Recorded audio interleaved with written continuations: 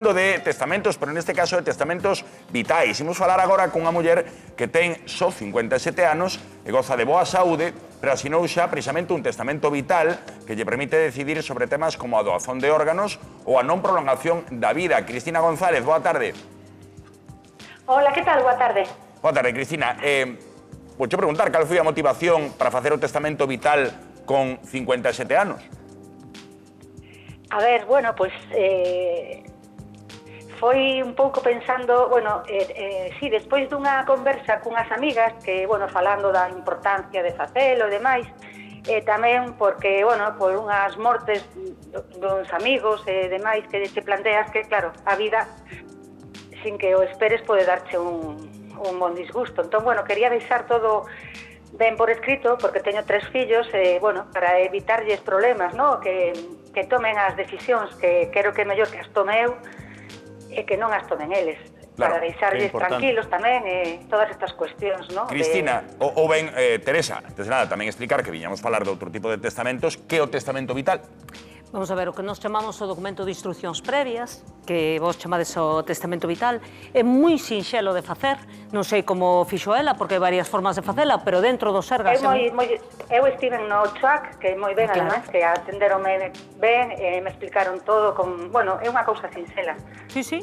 Ánimo, sí, o sea, que non é unha cousa, porque, claro, supoño que cando a xente pois pensa nun testamento, pensa nun documento extenso, completo... Estamos vendo ahora mesmo, de feito, o documento. Pero, Cristina, ou Teresa, no CHUAC, ou calquer outro hospital, chegamos ao hospital e a onde nos diriximos? Ou dun centro de saúde. En recepción mismo, chegamos e decimos, veño facer o testamento vital? No, tens que ter cita previa. Hai que pedir cita previa para iso. A ver, é o máis razonable, a menos que sea algo urxente, o normal é que se organice. Entonces, donde hai, incluso se poden facer nos centros de saúde donde hai traballador ou traballadora social. En Carballo se pode facer, no Hospital Vixiana Xunqueira se pode facer, no CHUAC se pode facer. Ti acudes ao traballador social ou a traballadora social, tens que ir co teu carné de identidade e ser unha persona maior de edad e con capacidade para decidir, e é moi sinxelo.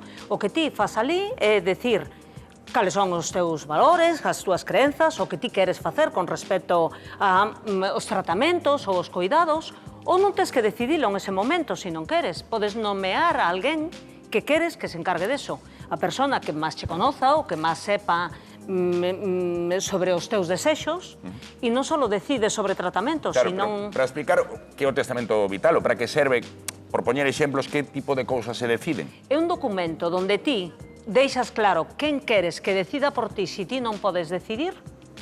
Incluso podes nomear a máis de unha persona, se queres. Tens que levar o seu carné de identidade e que esa persona este de acordo, claro. Ou, cando ti xa podes deixar, se queres, deixar claro o que ti queres que ocurra contigo ou incluso cos teus restos despois. Pero que tipo de accións concretas, Teresa? Porque entendemos que no momento dun ingreso hospitalario e demais, o criterio médico é o que pesa neses momentos. En que punto pasan a tomar as decisións, pois ben os familiares ou ben a persoa que deixara por escrito... Cando ti non podes decidir por ti mismo e hai alternativas de tratamento e ti non podes decidir por ti mismo. Entón, se eu non podo decidir por mí mesma... Estamos falando de soporte vital e este tipo de cousas? Estamos falando de soporte vital, estamos falando de doazón de órganos, estamos falando de tratamentos invasivos cando as posibilidades de curación son determinadas, e eu non podo tomar decisións. Bueno, a persona non pode tomar decisións. Isto libera de moito dolor a xente, isto libera de moitos conflitos, porque a veces dentro da mesma familia non hai o mesmo criterio. Eu quero creer, Teresa, que ante un testamento vital a familia non ten nada, absolutamente nada que facer. Pregunto por unha cousa, porque moitas veces pensamos, fágome doante de órganos, pero logo a familia ainda ten a última palabra. Ou antes, alo menos, era así. Corríxeme agora se estou nun erro. Co testamento vital, a familia non tería nada que facer? Se ti deixas un documento asinado, en principio, a menos que alguén demostre que ou intenta argumentar ou vai ao xulgado, imagino que aí sabes ti máis que eu, dicindo que no último momento cambiaste de idea. O que tille... Cando alguén fai un testamento vital, eu digo porque teño casos próximos, dá unha copia a alguén de confianza, entón ti podes ir con ese papel. Quero dicir, se por lo que sexa na administración non aparece o que sexa, eu teño casos próximas de xente que me entregaron a copia do seu testamento vital para que, se chega a determinada situación, eu lembre que eso está aí e que esa era a vontade ou a determinación. Iso nótase que é unha persoa de fiar. O lógico en condición normal, supoño que sería, ou será comunicarlo a familia, non? Supoño que sería o que fixo Cristina, non, Cristina? Sí, claro, eu falei cos meus fillos. Cal foi a reacción da familia? Entenderon ou houve alguén que puxo pegas? No, para nada, no. Para nada, no. Os meus fillos teñen unha mentalidade aberta a todas estas cuestións, o sea, ves como unha cousa lógica. Ademais, non interfiren nin cuestións religiosas, nin nada disto, é unha cuestión de que é a miña vontade. E, bueno, eles sí, non, o sea, non houve máis discusión e máis explicación, o entenderon perfectamente. O que sí que é certo é se atendemos as cifras, as estatísticas, que logo cada caso é persoal, é verdade que a demanda deste tipo de testamentos aumentou moitísimo nos últimos anos e tamén é verdade que a maior parte das persoas que os solicitan son precisamente mulleres. Por que pensas, Cristina, que pode ser isto? Bueno, pois supoño porque, creo que as mulleres somos as que temos máis a carga dos coidados, non? Nós sempre estamos coidando dos fillos, aínda que xa sean autónomos e independentes, que non vivan na casa. Entón, pois para que eles non teñan ningún problema no futuro, se eu non o podo resolver, esa maneira que temos tan no ADN, non? De coidar, pois para que non teñan problema nin dúbidas, eu quero que pase isto, estou nunha situación, como comentaba a doctora, que é irreversible. Bueno, que realmente parece un acto de responsabilidade e de xenerosidade para os que quedan aquí.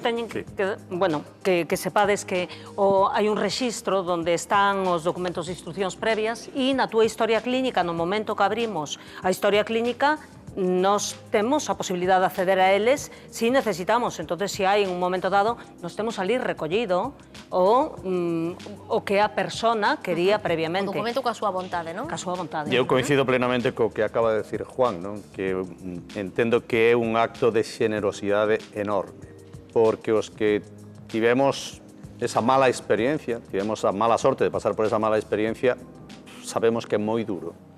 Ter que decidir, chegar ao momento de ter que decidir o futuro inmediato dun ser querido. Por iso digo, que coincido con Juan, que o faga a propia persoa para evitarlle ese sufrimento, ese mal trago aos fillos ou a quen lle corresponda. Igual ás veces hai descoñecemento desa posibilidade, non? Todavía non se podría decir que a partir de certa idade se pusiera en riba da mesa, pero igual sí que todavía hai descoñecemento desa posibilidade de ti ser quen de decidir, non? Está moi ben que estea en riba da mesa. Calquera que teña capacidade plena da súa... Pode facelo e o pode facer... Bueno, eu dixen dentro dos Sergas, pero pode facelo con un notario, se considera máis adecuado, pode facelo con 3 personas, me parece, maiores de idade, que certifiquen que non sean da familia, bueno, é un pouco máis complexo. Pero o máis operativo que dis pola historia clínica, porque aparece na historia clínica do paciente. Directamente xa está aí toda a información. Porque moitas veces estas cousas, como falábamos de xulgado, a veces é que é imposible, porque claro, cando falamos de temas de saúde, non vai tan rápido un xulgado ou tal para paralizar calquera cousa, é dicir, os temas de saúde son a veces abordar unha decisión en moi pouco tempo. Pois Cristina, moitísimas... Disculpa, porque creo que é moi importante que nadie que tome unha decisión pode cambiála ao día seguinte se o considera oportuno. Quero dicir, a decisión non é para sempre, non é irreversible, non se teñen que preocupar de se cambio de idea e se prefiero de outra forma e non sei cal vai a ser o meu futuro, non. Cando alguén quere cambiar de idea, cambia, vai, volve a ir ali, volve a ir co seu carné de identidade e cambia e listo. Non hai máis problema que ese. Perfecto, apuntamento por se quedaba esa dúbida. Cristina González, moitísimas